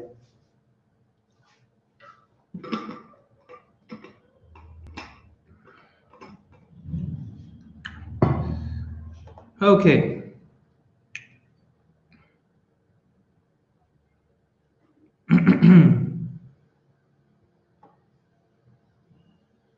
Okay, right Kushagra, right. Let's सी, एक बार लीडर बोर्ड पोजीशन शेयर कर लें गाइस। या हल्का सा चेंज है लीडर बोर्ड पोजीशन में, गांधी भाई का एक और क्वेश्चन गलत हो गया है, पहला क्वेश्चन गलत हुआ है रादर। आदिति, अरविंद और अर्पित ये लीड कर रहे हैं, followed by Gandhi, Arpan, Divya, Amin and Siddharth, right. Let's see, let's see, with reference to the period of Indian freedom struggle, which of the following was were recommended by Nehru report? Guys, हमने अभी थोड़ी देर पहले आपसे बात बताई थी कि हुआ क्या था कि जब साइमन कमीशन के रिकमेंडेशंस, जब साइमन कमीशन कॉन्स्टिट्यूट हुआ था और उसमें एक भी इंडियन को नहीं रखा गया था, तो लॉर्ड बर्कनहेड जो कि उस टाइम में सेक्रेटरी ऑफ स्टेट थे, उन्होंने इंडियंस के सामने एक चैलेंज थ्रो करा था कि आप एक काम करो, आप अपनी तरफ से एक बात बताओ, जो आप कहना चाह रहे हो ना हमने आपको इंक्लूड नहीं करा, तो you suggest what should be there in your constitution, ठीक है। तो ये अपनी तरफ से बात आई थी, तो एक ऑल पार्टी कॉन्फ्रेंस हुई थी। इस ऑल पार्टी कॉन्फ्रेंस का आइडिया दिया गया था तेज बहादुर सप्रू साहब के द्वारा। तो तेज बहादुर सप्रू साहब ने कहा एक काम करते हैं, हम लोग सब ऑल इंडिया कॉन्फ्रेंस बुला लेते हैं और उसमें कुछ डिसाइड करते हैं। तो वहां पर उस कॉन्फ्रेंस में ये डिसीजन हुआ कि हम एक कमेटी बनाएंगे अंडर मोतीलाल नेहरू। उस कमेटी से हम लोग अपनी तरफ से रिकमेंडेशंस देंगे। उस कमेटी में बाकी मेंबर्स में शायद आपको पता होगा अली इमाम, तेज बहादुर सप्रू, MS सैनी, मंगल सिंह, शोएब कुरैशी, सुभाष चंद्र बोस और GR प्रधान, ये बाकी लोग थे। और जवाहरलाल नेहरू इसके सेक्रेटरी थे इस कमेटी के, under the chairmanship of Motilal Nehru. तो इस कमेटी ने अपनी जो रिकमेंडेशंस दी थी उसी से रिलेटेड ये क्वेश्चन है। This question pertains to the Motilal Nehru committee. ठीक है गाइस, अब देखते हैं क्या क्या बात हुई थी। क्या इस कमेटी ने टोटल इंडिपेंडेंस की बात करी थी? नहीं गाइस, नहीं, नो। इस कमेटी ने सिर्फ ये कहा था कि इंडिया को डोमिनियन स्टेटस दिया जाना चाहिए, डोमिनियन स्टेटस। ठीक है, पूर्ण स्वराज की डिमांड नहीं थी। There was no demand of Purna Swaraj. शायद आपको पता हो कांग्रेस के प्लेटफॉर्म से पूर्ण स्वराज, टोटल इंडिपेंडेंस जो पास हुआ था वो पास हुआ था Lahore session 1929। Lahore session 1929, 31 December, I repeat 31 दिसंबर 1929। क्योंकि नेहरू रिपोर्ट को पास करने के लिए अंग्रेजों को टाइम दिया गया था 31 दिसंबर 1929 तक का। तो जब वो टाइम खत्म हो गया तब जवाहरलाल नेहरू की अध्यक्षता में, under the presidentship of Jawaharlal Nehru जो वो हुआ था, उसमें उन्होंने कहा कि अब हम रखते हैं डिमांड अपनी, now we want total independence. अब हमें डोमिनियन स्टेटस नहीं चाहिए, पूर्ण स्वराज चाहिए। और पूर्ण स्वराज के लिए अभी थोड़ी देर पहले हमने बताया था, पहली बार जो पूर्ण स्वराज का नारा दिया गया था, जो बात कही गई थी, वो हसरत मोहानी ने बोला था कांग्रेस के प्लेटफॉर्म से। ठीक है, सुभाष चंद्र बोस और जवाहरलाल नेहरू दोनों ने ही इस बात का विरोध करा था डोमिनियन स्टेटस के। ठीक है, yes, right guys. Joint electorate for reservation of seats, yes, बिल्कुल सही बात है। बेसिकली उस टाइम में इन्होंने जॉइंट इलेक्टोरेट की बात करी थी, जबकि लखनऊ पैक्ट में इन्होंने सेपरेट इलेक्टोरेट की बात करी थी। 1928 में कहा नो सेपरेट इलेक्टोरेट, हिंदूज और मुस्लिम्स को किसी को सेपरेट इलेक्टोरेट नहीं दिया जाएगा, किसी कास्ट के बेसिस पर, ना धर्म के बेसिस पर, किसी को सेपरेट इलेक्टोरेट नहीं होगा। यह कहा गया था कि जिन प्रोविंसेस में मुस्लिम्स माइनॉरिटी में हैं, आई रिपीट, जिन प्रोविंसेस में मुस्लिम्स माइनॉरिटी में हैं, वहां पर उन्हें कुछ रिजर्वेशन दिया जा सकता है, but there will be no separate electorate. और तीसरा, provision of fundamental rights, yes, इसमें फंडामेंटल राइट्स की भी डिमांड करी थी। That is why B is the right answer of this particular question. ठीक है, साइमन का एक क्वेश्चन है, let me share this question with Simon. देखो ध्यान से, क्वेश्चन बोला है साइमन ने, Simon Bolivar, he has a question, why did the leaders want dominion status so badly when the British were that capricious, full freedom could have been preferable? Simon, are you there, Simon? Simon is still there. Give me a hi, give me a yes, Simon. Simon, yeah, there you go. Look, इस बात को आप समझने की कोशिश करिएगा guys. We are talking about a time, you know, when Britishers were supreme. Indians में अभी total independence से related वो feeling नहीं आई थी. They were still feeling that if the Britishers are there, then only our country is in the right hands. They still had this particular feeling somewhere or the other. They were not thinking about total independence initially. शुरू में वो सोच ही नहीं रहे थे total independence के ऊपर। ये तो 1920s में, I repeat 1920s में धीरे धीरे करके ये फीलिंग आनी शुरू हुई, जब से महात्मा गांधी ने ये अपनी तरफ से कमांड हैंडल करने की कोशिश करी और धीरे धीरे कांग्रेस में आते गए। वहां से धीरे धीरे करके ये टोटल इंडिपेंडेंस का एक प्रोसेस, थिंकिंग प्रोसेस स्टार्ट हुआ। It was a gradual process, absolutely Nikhil, it was a gradual process. आप एकदम से नहीं कर सकते ना। सब सोचो, आप 1920s में ही हसरत मोहानी ने पहली बार बोला था। 1920s में हसरत मोहानी ने Congress, I am talking about the platform of the Congress के प्लेटफॉर्म की हम बात कर रहे हैं, जहां पर ये बोला गया था। शुरू में लोगों ने मना करा, जो पुराने लोग थे सबने मना करा, और उसमें जो एक प्रेशर ग्रुप भी बना था, शायद आपने पढ़ा हो या नहीं पढ़ा हो, एक प्रेशर ग्रुप बना था कांग्रेस के अंदर, and that pressure group was called Independence of India League. I repeat, that pressure group was called Independence of India League. Subhash Chandra Bose, Jawaharlal Nehru, S Srinivasa Iyengar, These were the 3 important persons of that particular pressure group, independence of India league. तो इन लोगों ने कहा था कि कायदे से हमें total independence की बात करनी चाहिए। तब ये डिसाइड हुआ था, एक काम करते हैं, ब्रिटिशर्स को टाइम दे देते हैं हम कुछ, और कब तक का टाइम दिया गया था? 31 दिसंबर 1929 तक का। ठीक है, तो ये पर्टिकुलर चीज आती है गाइस, पूरा बेस इसका ये था। Simon, I hope my explanation is okay for you. 9th question. It was a gradual process, that's the main thing.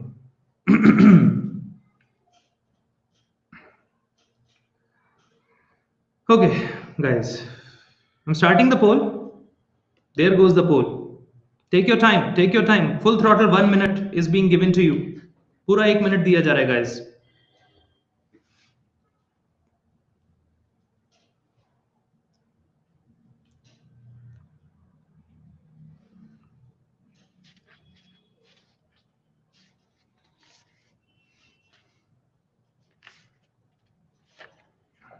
Wrong. Okay, Gandhi, ध्यान ध्यान ध्यान भाई, फोकस फोकस फोकस।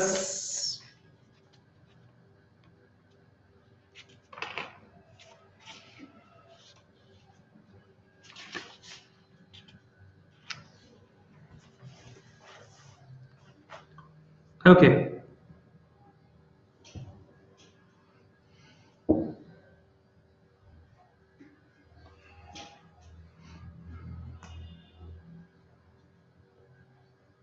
चलो टाइम्स अप। अगले क्वेश्चन के बाद I share the leader board position. Broadly वही चल रहा है वैसे, Arvind, Aditi, Arpit, followed by Divya, Amin and Siddharth. चलो लेट्स सी, हमें करेक्ट स्टेटमेंट्स आइडेंटिफाई करने हैं, right? We are looking for correct statements. First thing first, 3 statements are given. पहला देखते हैं, in the first round table conference doctor B R Ambedkar demanded separate electorates for the depressed classes. बिल्कुल सही बात है, आपने अभी अभी थोड़ी देर पहले हम लोगों ने पढ़ा था कि doctor B R Ambedkar and Tej Bahadur Sapru, ये 2 लोग थे जिन्होंने तीनों राउंड टेबल कॉन्फ्रेंसेस अटेंड करी थी। We talked about this thing like 10 minutes back, right? ये वाला पॉइंट आया था हमारे सामने। तो सबसे पहली चीज, डॉक्टर बी आर अंबेडकर ने definitely first round table conference में, सेकंड राउंड टेबल कॉन्फ्रेंस में, दोनों में ये डिमांड करी गई थी। I repeat, in both the round table conferences, in first and second, in both the round table conferences, Dr. Ambedkar asked for separate electorates for the depressed classes. This is the first thing. Second one, in the Pune Pact, और गांधी जी ने second round table conference attend करी थी। कांग्रेस ने, क्योंकि कांग्रेस की तरफ से soul representative थे गांधी जी, सुन रहे हो बात को? फर्स्ट में और थर्ड में, इन दोनों में आईएनसी ने, इंडियन नेशनल कांग्रेस ने पार्टिसिपेट नहीं करा था। गांधी जी ओनली पार्टिसिपेटेड, या Congress only participated in the second RTC, second round table conference. ठीक है गाइस, ध्यान से रख लेना। यस, एसएस राजपूताना से वो गए थे वहां पे। अब हुआ क्या था, गांधी इरविन पैक्ट के बाद वो गए थे लंदन पार्टिसिपेट करने के लिए। ठीक है, पहला पॉइंट। दूसरा पॉइंट, पूना पैक्ट, आपको शायद पता होगा, पूना पैक्ट साइन हुआ था 25 सितंबर 1932 को। आई होप ये बात सबको पता होगी। 25 सितंबर 1932 को पूना पैक्ट साइन हुआ था। ठीक है, वंशिका अपने पूरी स्टोरी है इसकी, अभी बता देंगे। चल थोड़ी देर रुक जा अभी वंशिका। ठीक है, इस पूना पैक्ट में क्या खास बात थी? जब सेकेंड राउंड टेबल कॉन्फ्रेंस में पार्टिसिपेट करके वापस आए गांधी जी, ध्यान से सुन लेना गाइस, हम पूरा एक्सप्लेन करेंगे, आप सारे क्वेश्चंस को हम एक्सप्लेन करेंगे, सुनो बात को ध्यान से। तो हुआ क्या था, वहां पर ब्रिटिशर्स ने कहा था कि आप, यानी कि जो कास्ट के बीच में जो डिफरेंस था, जो डिप्रेस क्लासेस वाली बात आ रही थी, तो कांग्रेस से और सबसे कहा था कि आपने अगर आपस में समझौता नहीं करा तो हम अपनी तरफ से जो डिप्रेस क्लासेस हैं उन्हें सेपरेट इलेक्टोरेट दे देंगे। तो उसी चीज को ब्रिटिशर्स ने अपनी तरफ से कम्युनल अवार्ड अनाउंस करा था ऑन 16 अगस्त 1932। रैमजी मैकडोनाल्ड, शायद पता होगा, ब्रिटिश पीएम हुआ करते थे उन दिनों, रैमजी मैकडोनाल्ड। तो रैमजी मैकडोनाल्ड ने उन्होंने कम्युनल अवार्ड अनाउंस कर दिया था 16 अगस्त 1932। तो उन दिनों गांधी जी बंद थे यरावदा जेल, पूना ऑब्वियसली पुणे का पुराना नाम पूना था, तो पूना की यरावदा जेल में ही was there, he was imprisoned, right, detained in the jail, Yerwada jail. तो वहीं पर उन्होंने फास्ट अनटू डेथ शुरू कर दिया था, आमरण अनशन, Yerwada jail, Pune, right. He started his fast unto death over there. तो on the 6th day, छठे दिन उस फास्ट के, यानी कि on 25th of September, ये पर्टिकुलर चीज हुई थी sign between doctor B R Ambedkar and Madan Mohan Malaviya, या संजय दत्त वाला, एब्सोल्युटली, या same Animesh, absolutely, doctor B R Ambedkar और मदन मोहन मालवीय के बीच में ये पर्टिकुलर चीज हुई थी। इसमें हुआ क्या था कि सेपरेट इलेक्टोरेट, जो डिप्रेस्ड क्लासेस के लिए सेपरेट इलेक्टोरेट की डिमांड थी, उसे खत्म कर दिया गया था। और ये कहा गया था कि रिजर्वेशन ऑफ सीट्स बढ़ा देते हैं, रिजर्वेशन ऑफ सीट्स बढ़ा देते हैं। कहां पर बढ़ा देते हैं बोला? जो प्रोविंशियल लेजिस्लेटिव काउंसिल्स थी, ध्यान से सुन लेना गाइस, प्रोविंशियल लेजिस्लेटिव काउंसिल्स में सीट्स बढ़ा देते हैं। पहले उन्हें रिजर्वेशन था 71 सीट्स के ऊपर, तो 71 से वो सीट्स बढ़ा दी गई थी 148। This is the first thing provincial legislative assembly में। और सेंट्रल लेजिस्लेटिव असेंबली में कहा गया था कि 18% seats would be reserve for backward classes, 18% seats, लेकिन there be no separate electorate, there be no separate electorate. ये दोनों चीजें बड़ा इंपॉर्टेंट है, ठीक है। आई होप ये बात समझ में आ रही है। तो अब सेकंड पॉइंट देखते हैं। In the Poona pact special provisions for representation of depressed classes in the local bodies and civil services. No guys, civil services में और लोकल बॉडीज में रिजर्वेशन की बात नहीं थी पूना पैक्ट में। No no no, big no, ठीक है राजेश, हमारे हिसाब से 148 है, ठीक है राजेश। तो ये वाला पॉइंट इसीलिए गलत हो गया, या ठीक है, ये वाला पॉइंट गलत हो गया। Third one, the Indian National Congress did not take part in the third round table conference. ये तो बिल्कुल ठीक है, थर्ड राउंड टेबल कॉन्फ्रेंस में ऑब्वियसली इंडियन नेशनल कांग्रेस ने पार्टिसिपेट नहीं करा था। Indian National Congress only participated in the second RTC. और सेकंड राउंड टेबल कॉन्फ्रेंस में क्यों पार्टिसिपेट करा था? बिकॉज उससे पहले गांधी इरविन पैक्ट हुआ था 5th March, I repeat 5th मार्च 1931 को गांधी इरविन पैक्ट हुआ था, जिसमें गांधी जी ने अपनी तरफ से कहा था कि हम सिविल डिसोबीडियंस मूवमेंट को वापस ले लेंगे, और आपसे मतलब है ब्रिटिशर से कहा था कि आप एक काम करें, आप कोस्टल एरियाज में नमक बनाने को परमिशन दे दीजिए, नमक बनाने की परमिशन दे दीजिए कोस्टल एरियाज में। और तभी कहा था कि ठीक है, we'll participate in the second round table conference, ठीक है। सोशल बॉडीज होता तो सही होता, लोकल बॉडीज होता तो सही होता। यस विशाखा, लोकल बॉडीज होता तो ठीक होता, लेकिन लोकल बॉडीज में भी नहीं, एक मिनट, लोकल बॉडीज नहीं, ना, प्रोविंशियल असेंबली होता तो ठीक होता विशाखा, प्रोविंशियल असेंबली होता तो ठीक होता, लोकल बॉडीज ठीक नहीं होता, ठीक है। या Animesh, you have got a point. के बाद सिविल डिसोबीडियंस में वापस ले लाए की डिमांड थी, या वो हुआ नहीं था, उन्होंने अलग स्टार्ट करा था। Release non violent prisoners, yes Rishabh, absolutely, ठीक है। नेक्स्ट क्वेश्चन, या प्रोविंशियल एंड सेंट्रल ठीक होता, एब्सोल्युटली मिनी, एब्सोल्युटली। अच्छा, ओके, थैंक यू अर्पित। अरे बाप रे बाप, हमें नहीं पता चला, sorry. Okay, starting the pole.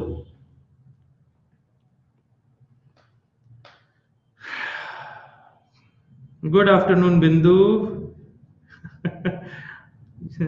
Late word के साथ थोड़ा सा गलत है ये। आप लेट के भी लेट हो। Okay,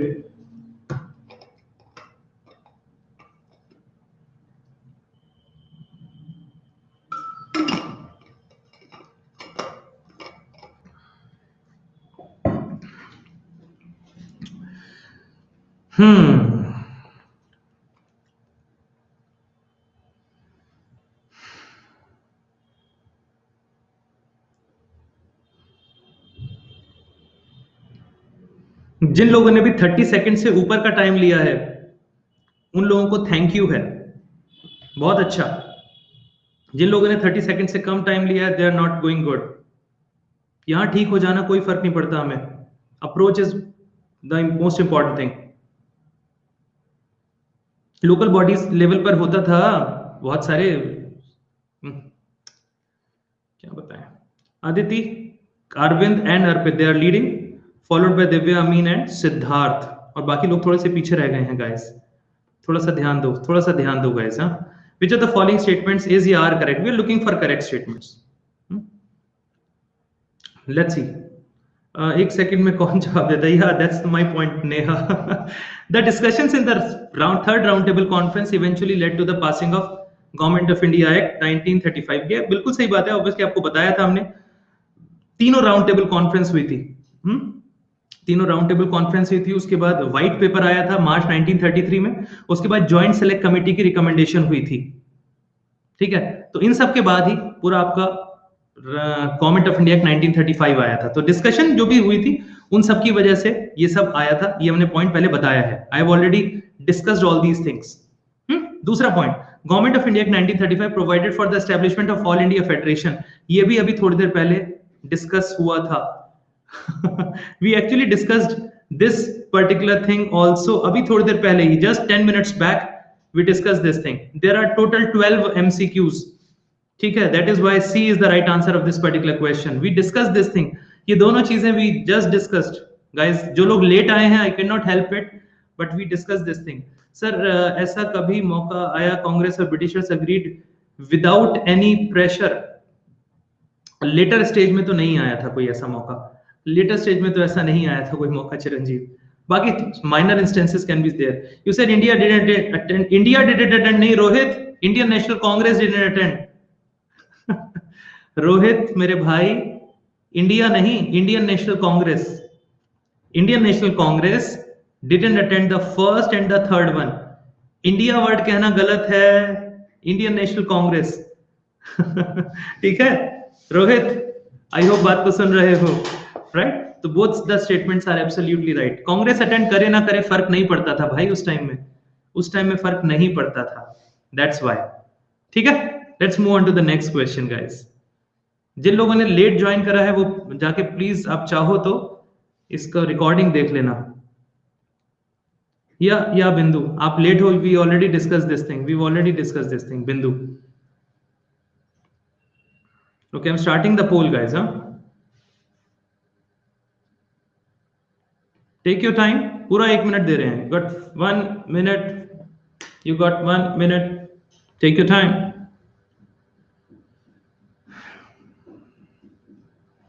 I hope you guys are not computer sitting over there. अरे बाप रे बाप, इतना जल्दी जल्दी, OMG।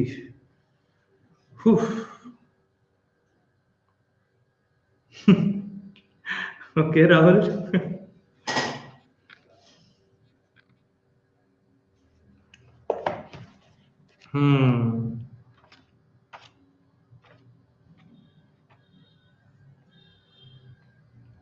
Okay,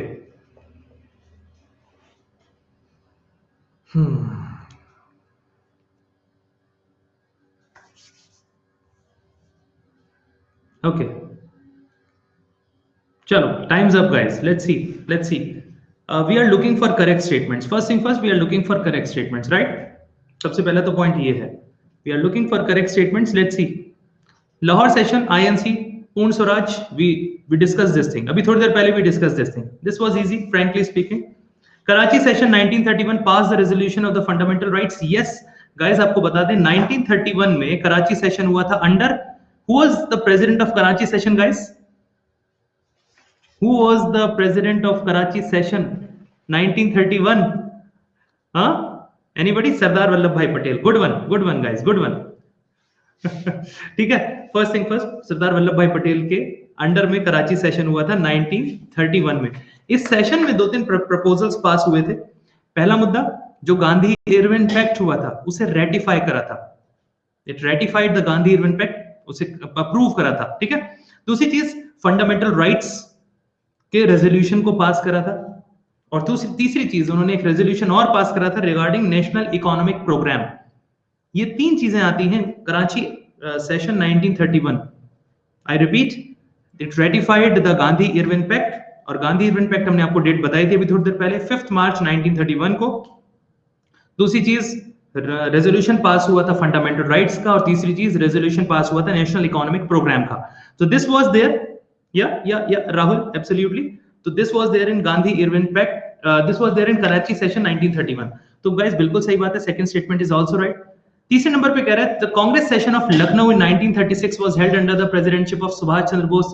no no no no no, ये हुआ था जवाहरलाल नेहरू के हेड में। आपको शायद पता होगा सुभाष चंद्र बोस 2 बार कांग्रेस के प्रेसिडेंट रहे थे, 2 सेशंस में, 1938 एंड 1939, 38 और 39 में गाइस। उससे पहले 2 बार 36 और 37 में, 36 और 37 में Jawaharlal Nehru was the Congress president. ये जो 36 वाला था, इसके बारे में एक इंटरेस्टिंग पॉइंट बता देते हैं। ये जो लखनऊ सेशन था 36 वाला, इसमें कांग्रेस ने पहली बार अपनी तरफ से डिमांड रखी थी कॉन्स्टिट्यूएंट असेंबली की। आई रिपीट, 1936 का लखनऊ सेशन में कांग्रेस ने अपनी तरफ से कॉन्स्टिट्यूएंट असेंबली की डिमांड करी थी। और गाइस एक थोड़ा सा क्वेश्चन पूछ लेते हैं, अगर आपको पता हो तो, कि कॉन्स्टिट्यूएंट असेंबली सबसे पहली बार किसने प्रपोज करी थी? No, it was not BN Rao, it was MN Roy. Good one, it was MN Roy.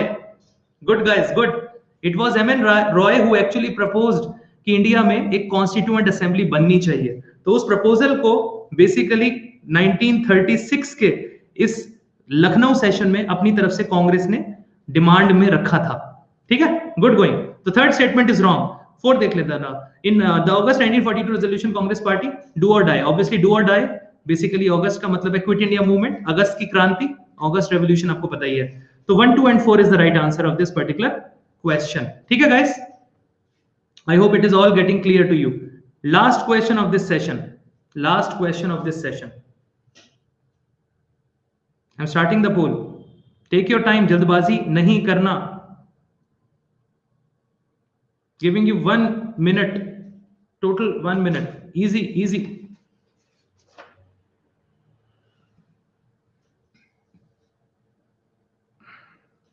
या बाकी MN रॉय साहब ने 1934 में प्रपोजल दिया था। Yes yes, Bindu, Shubham and Vanshika, you people are absolutely right. Okay guys, अगला सेशन हमारा 4 बजे से है। My next session would be from 4 in the evening। Geomorphology, geomorphology, we'll be discussing some geography, geomorphology।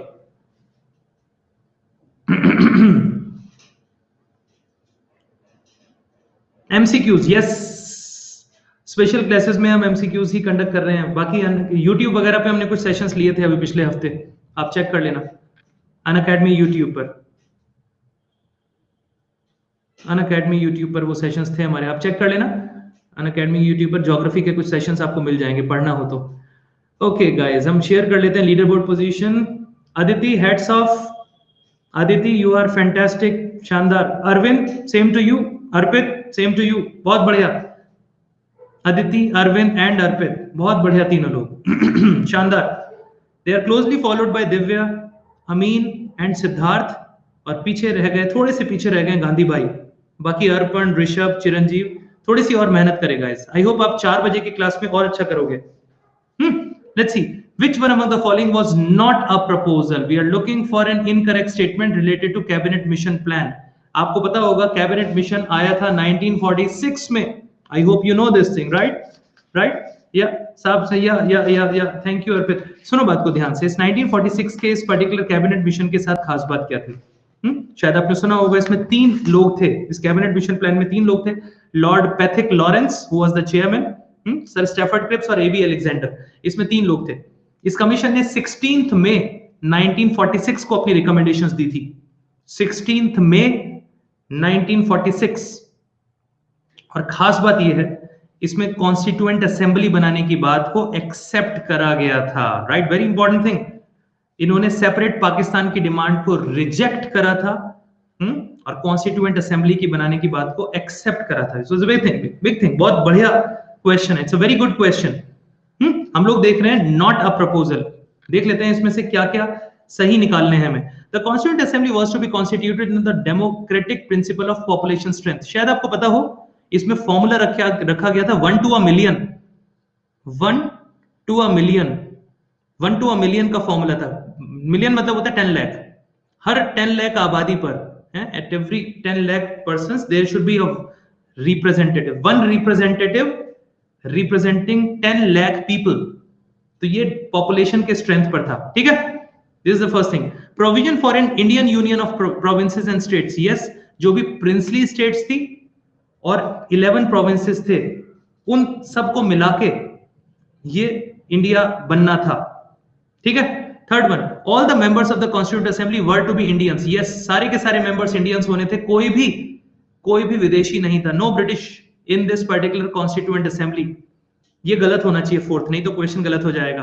British government was to supervise the affairs of the constituent assembly, no guys, no, it was not like that, that is why D is the right answer. Delhi का demographic हिसाब ठीक है, 7 lakh Lok Sabha for 70 विधानसभा, या Shubham, good point Shubham. ठीक है, ठीक है, तो this is the wrong statement, that is why D is the right answer of this particular question. Guys, अगर आप ये सब कुछ जो भी आज हम लोगों ने डिस्कस करा है हिस्ट्री का, आप प्लीज एक बार रिवाइज कर लेना, it's for you to revise. देखो हमारा यहाँ पर जो काम होता है वो हमें अच्छा लगता है आप लोगों से डिस्कस करना, लेकिन अगर आप घर पे रिवीजन नहीं करेंगे, ये सारी एक्सरसाइज फ्यूटाइल है, फ्यूटाइल मतलब बेकार है।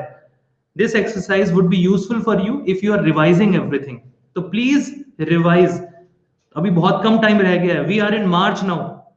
31 मई को अगर आप लोग सिविल सर्विसेज की प्रिपरेशन कर रहे हो, अगर बाय द वे, तो 31 मई पेपर बहुत पास है अब, 3 months are remaining, only 3 months are remaining. Please focus करो, रिवाइज करो, revision is the key, prelims में रिवीजन इज द की, ठीक है। हम लोग 4 बजे फिर मिलेंगे। पीडीएफ क्वेश्चंस का लेके करोगे क्या, बट फिर भी ग्रुप्स में। हाँ अच्छा, एक बात, अगले संडे को, next Sunday I am not here, I repeat, next Sunday I am not here, ठीक है। बाकी 4 बजे हमारा सेशन है, I will be meeting from 4 to 5 in the evening, right, यानी कि लगभग 1.5 hours के बाद वी आर मीटिंग अगेन, ठीक है। बाकी आप डाउनलोड तो यहां से भी कर सकते हो, आई थिंक डाउनलोड वगैरह यहां से भी कर सकते हो। Thank you guys, okay, I also need to take lunch, हम भी लंच ले लेते हैं, you people also have your lunch, take rest, हम लोग मिल रहे हैं शाम को 4 बजे। Thank you guys. नहीं अदिति, ऐसा नहीं है। पढ़ाई कर लेना, ठीक है guys, thank you, we are meeting at 4 now, bye bye bye bye bye bye bye guys, bye bye bye bye bye bye.